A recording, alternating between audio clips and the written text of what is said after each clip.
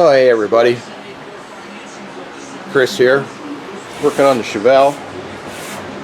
Got the tank pulled out of it because we're trying to figure out what's going on with our fuel issue, and we kind of figured out a little bit of what's going on. And this is the original sending unit from the car, right here. And you can see how it's the length here. This is now Tom. Be nice, man. Be nice. Here is the replacement. Do we all see what we have going on here? It's trying to, yeah. It's a little short.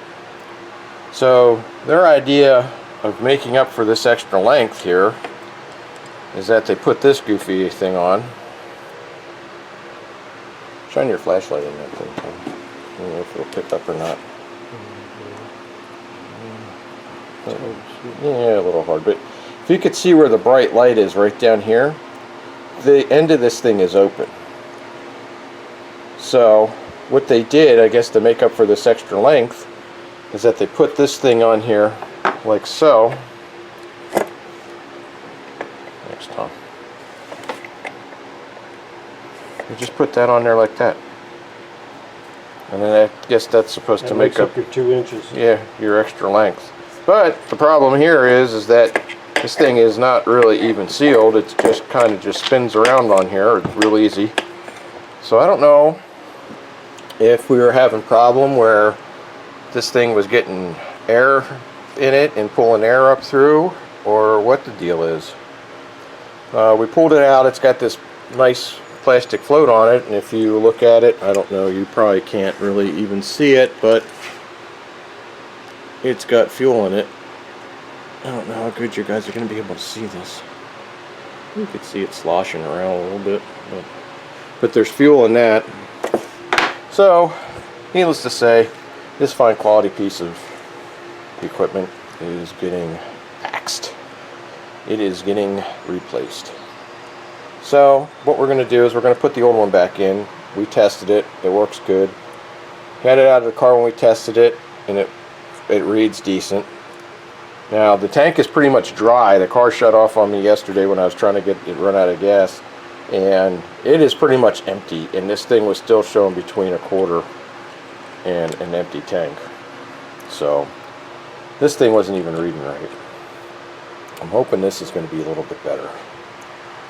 So that's what we got going on.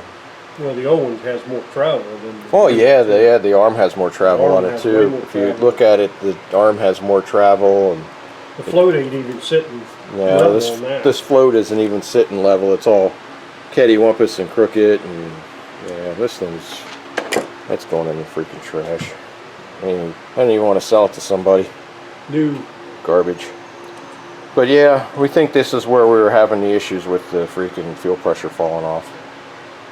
And I'm thinking that this is probably some of it, because if this just isn't pulling enough fuel and this isn't sealed real well, it's probably going to pull air and it's probably going to run itself out of gas. Plus the other thing is even when you look at it with that piece on there, it still comes up short. Yeah. And I can't really, it's hard to hold the camera and try and line these two up, but if you kind of look at it this way, they still kind of come up a little, still looks like it might be a little short. I don't know.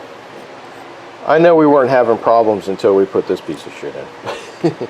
And this one worked, you know, that one was doing all right. So we're going to omit the sock. We're not going to use the sock because the sock is pretty much junk. It's no damn good to begin with. It's all split and has holes in it and falling apart. And the reason for it probably hasn't. The reason why we put the new one in? Did you tell them the reason why? Oh yeah, we told them that the last time. Oh. Yeah, in the last video we told them because the gauge was bad. The gauge was yeah. But that was the problem. Yeah, and it wasn't. It ended up being the sending units. So we're not going to put the sock on because this has probably been split since 1980 and it probably hasn't worked since then. So we're just going to go ahead and put it in without a sock. So that's what we're doing now. So we're going to go ahead and get back to it. Inside of the tank looks good. The actual tank looks pretty decent. You can't really see into the tank real well, but it looks pretty good inside. It's not all rusty or crusty or anything like that. I don't know how well you guys can see this. I'm trying. Yeah, you can see a little bit, but yeah, it's clean. There's no crap inside. So I think we'll be all right running it without a sock. So it might help with a little bit more fuel pressure too. So, all right, we're going to put this back together, get back to it, and we'll get back to you. Well, here we are. Tank's back up in. We had to get medieval on our gas tank straps because they weren't cooperating, and we had to bend and pry and put them on a vise and beat the shit out of them and straighten them out. So we got that all done. So everything's all up and in. So now all we got to do is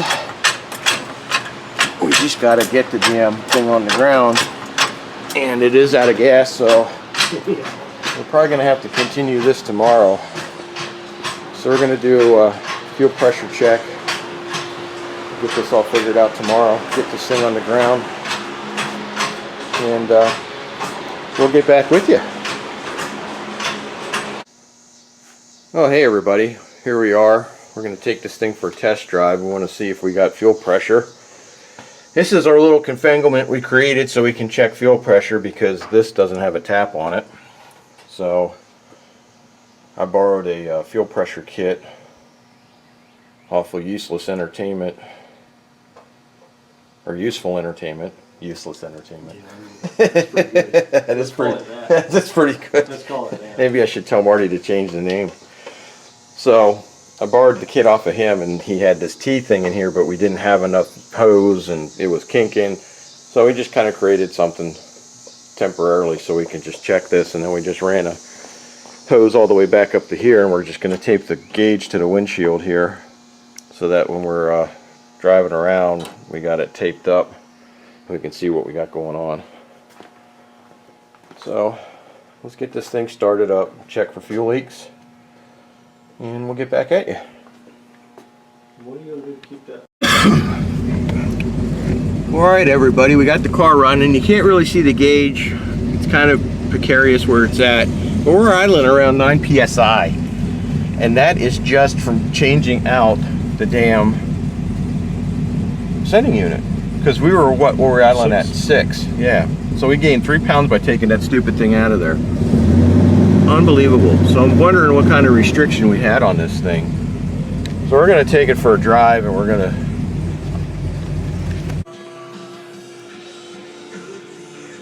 Well, it looks like we're good to go. I set the floats, I adjusted them a little bit. Secondaries were up a little high. So we're going to run it around, we're going to see what happens, and hopefully we fixed our problem. So that's it for this video. Like I said, we got a little bit of a surprise coming for you. I think you're all going to like it. It's coming in this weekend, so stay tuned. Talk to you guys later.